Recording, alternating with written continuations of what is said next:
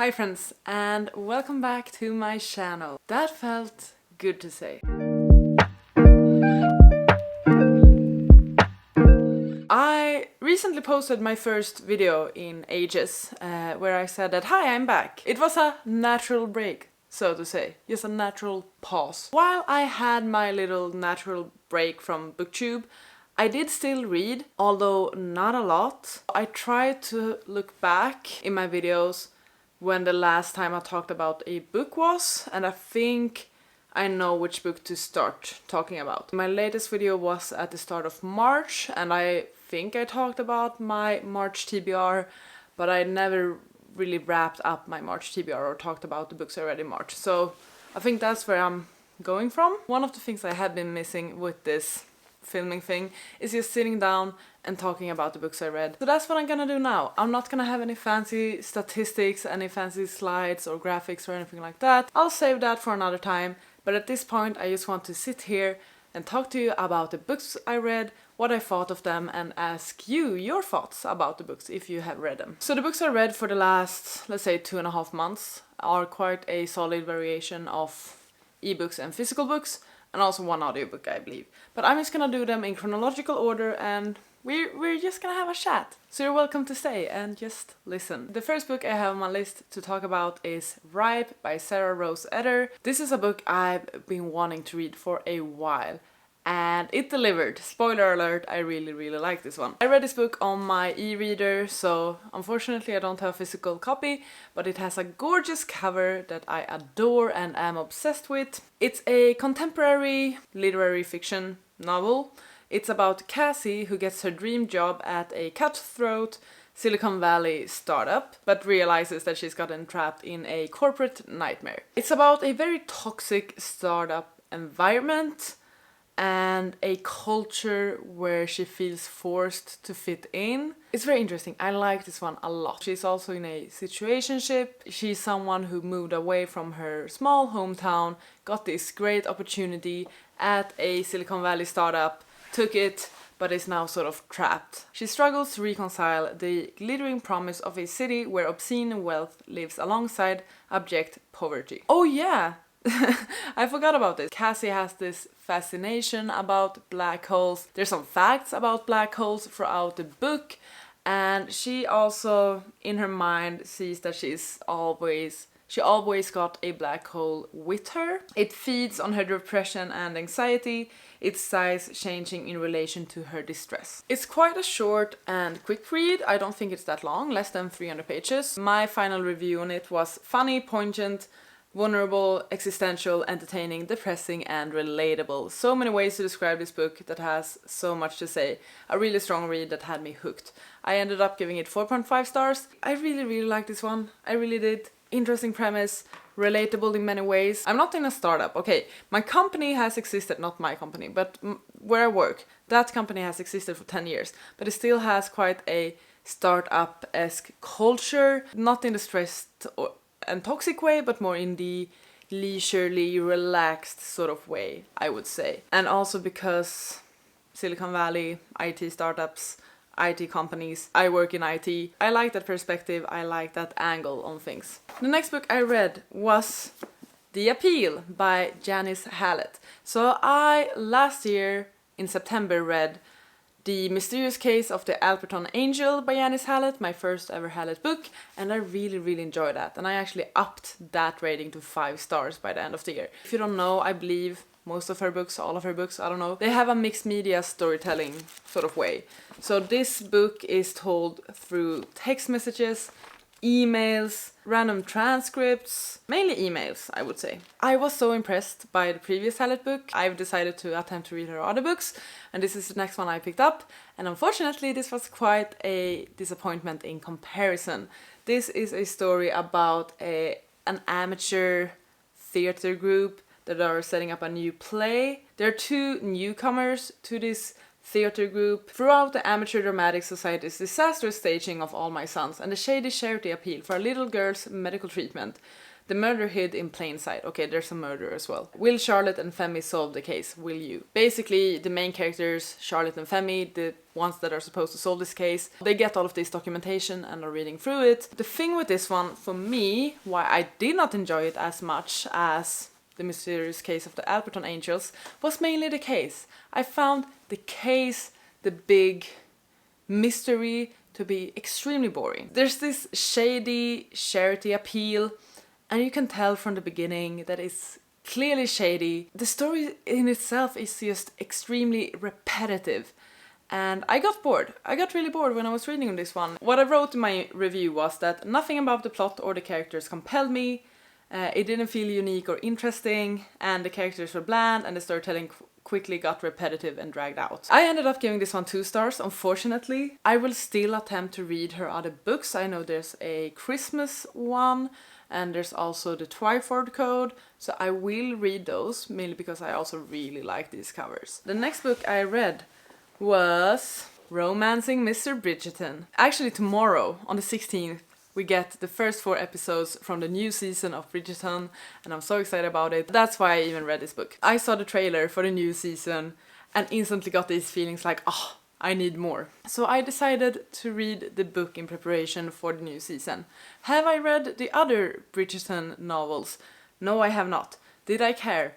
Not at all. If you don't know, the Bridgerton novels are these historical romances, Regency era types of novels, where we are following the Bridgerton family, where we have 8 siblings, and they all need to be married off somehow. Or in each book we follow a new sibling and their journey to finding love. So we have Colin, one of the Bridgerton siblings, and we have Penelope, which is his sister's best friend, and his close friend, and his neighbor, and he's someone that's always just been around and close to being a part of the family. I found this read to be quite enjoyable, quite a simple read. I once again read it on my e-reader. Honestly, I do not care for the Lady Whistledown subplot at all. If you don't know, Lady Whistledown is like this gossip columnist back in the day though. It's like Regency era Gossip Girl.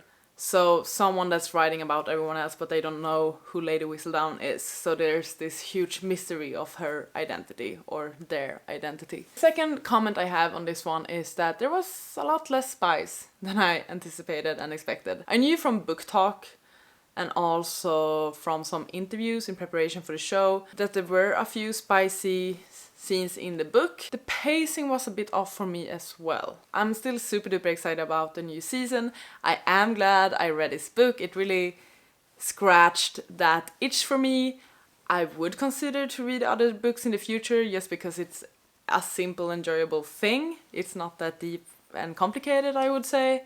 But overall, nothing that really stood out for this book romance-wise, so I ended up giving it 3 stars. Following that, I read Half a Yellow Sun. I read this one because me and my friends actually have like a real-life book club now, which is super cool. This was the second book we read for that book club. The first one was Tomorrow and Tomorrow and Tomorrow, and now we decided to read Half a Yellow Sun. This book is written by a Nigerian author and focuses a lot on the Nigerian Civil War back in the 60s. We're reading the story from 3 different point of views, but also the story takes place in 2 timelines. Early 60s, late 60s, early, late. So there's 2 timelines, which can be a bit confusing. It was a bit for me. The characters whose point of views we are reading from are Ugwu, who is a poor village boy, but he starts working as a servant or houseboy for a university professor. We're also following Olana, who is a young woman who now dates or lives with said professor.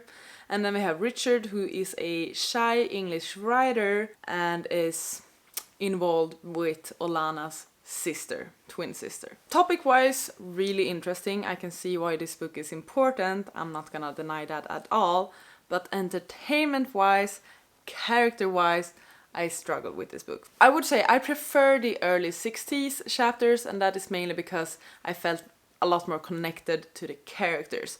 I loved actually getting to know the characters, especially in the first part of the book, where we got to know Ugwu and we got to see all of the culture clashes that he experienced, where he comes from this very poor family but then entered this professor's life and started to work in his household, and also Olana's differences as she moved from her family to live with the professor, and so on and so on. I did really enjoy getting to know everyone, and I felt like that connection to the characters was definitely lost in the late 60s chapters. In the late 60s, the war is ongoing, and of course everyone is very tense. This book doesn't shy away from showing the horrible aspects of war. So a bunch of trigger warnings, I would say. Trigger warnings for violence, rape. I'm glad I read it because I feel like I learned a lot when reading it and also when discussing it with my friends. But as a book, I didn't perhaps enjoy it that much. So I ended up only giving it 2.5 stars. Also remember, by the time I was reading this one, I was quite in a big reading slump. So this perhaps wasn't the best book for me to read while in such a huge reading slump. But I'm glad I pulled through and could have the book club discussion with my friends. Next book I picked up, I actually started this one on the 1st of May, and that is a favorite of mine.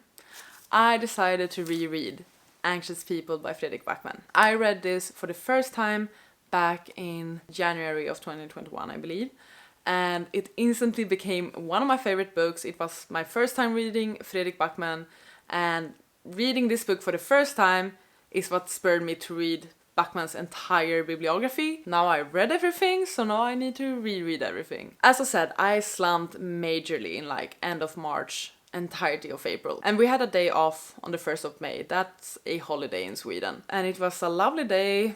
The sun was out, so I thought that, hey, I would like to go for a bike ride and read. And what should I read then? Let me pick a book I know I'm gonna enjoy, that perhaps can get me out of this slump. So I decided to pick up Anxious People, and this is actually my first time reading it physically. The first time I read it as an ebook. So this time around I annotated it. So I tabbed it and I also highlighted it throughout and all that fun stuff. What I can say is this book holds up. I gave it 5 stars the second time around as well. If you don't know, Anxious People is a locked room mystery about a bank robbery gone horribly wrong. It's a messy sort of comedy where we're working in multiple timelines. We are getting to know an ensemble of characters. There was a bank robbery attempt that ended up with a hostage situation at an open house for an apartment.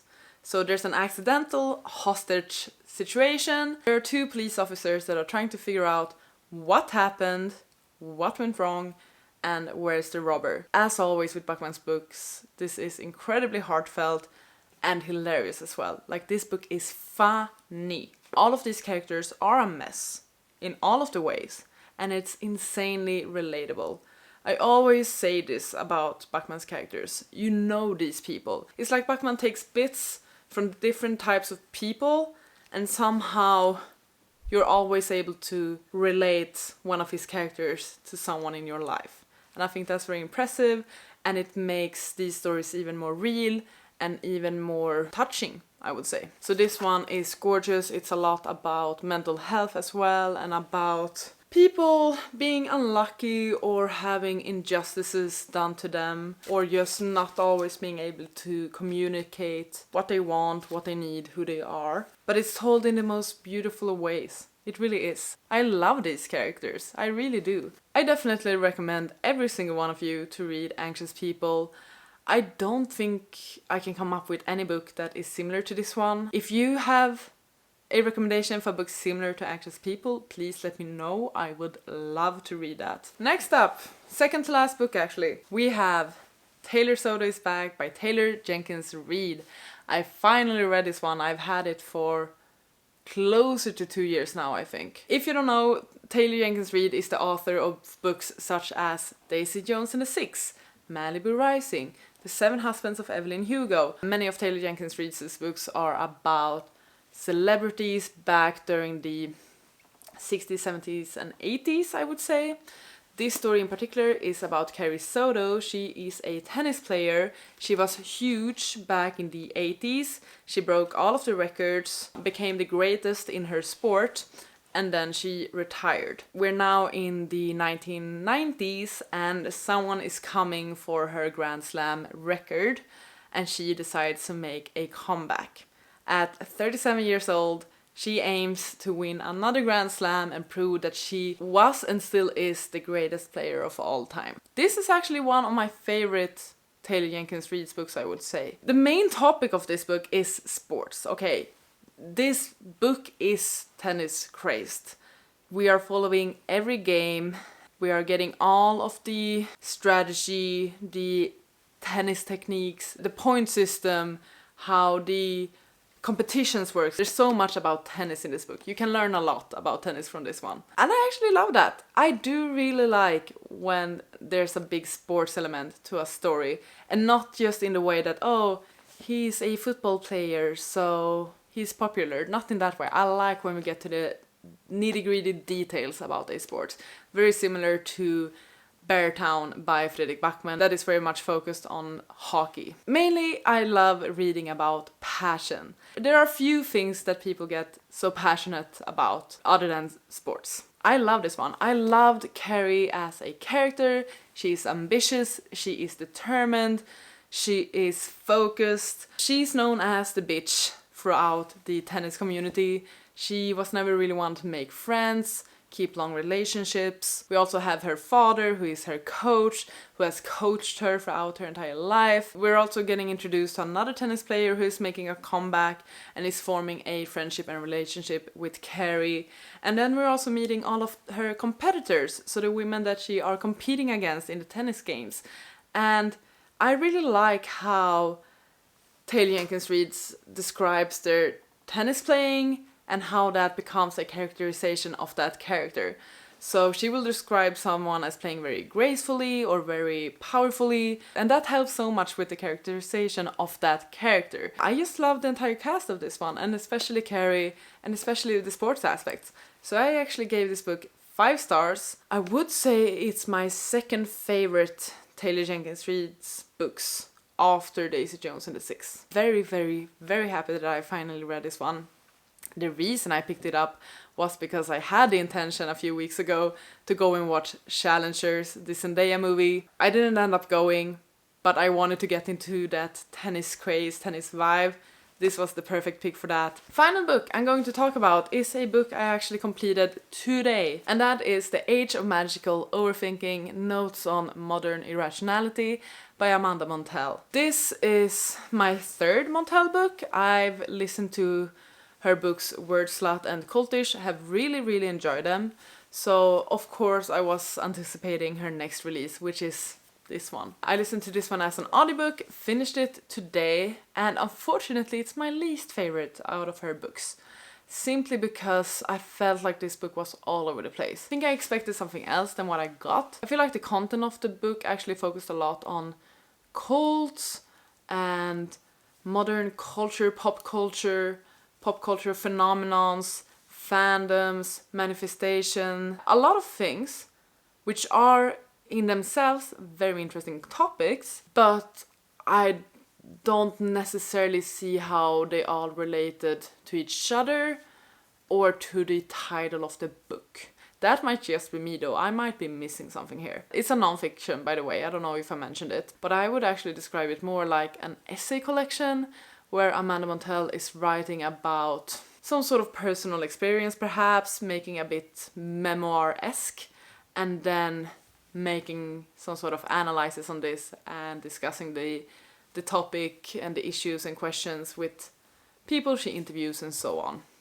So it's more like essays, I would say. Like, now we're gonna talk about cults, now we're gonna talk about manifestation, now we're gonna talk about fandoms. So it was very unstructured for me, I think.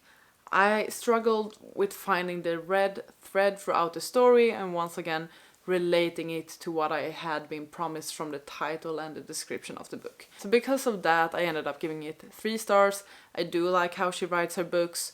I'm not sure if I'm the biggest fan of how she narrates her books because she narrates her books herself. I like that she does discuss pop culture. I think pop culture is really interesting, especially in our very modern times. So there's a lot I enjoy, but it's not my favorite. And those are the books I read these last 2.5 months. An odd mix, but an interesting one. Not that many. I'm super behind on my Goodreads goal. I think I've only read half of what I should have read. But hey, I'm gonna do my best to catch up at some other point throughout the year. Maybe this summer, if I'm on the beach or something, we're gonna see. Thank you so much for watching this video and sticking around. Please take care and I'll see you on the next one. Goodbye! You gotta just go for it. Don't think about what comes after.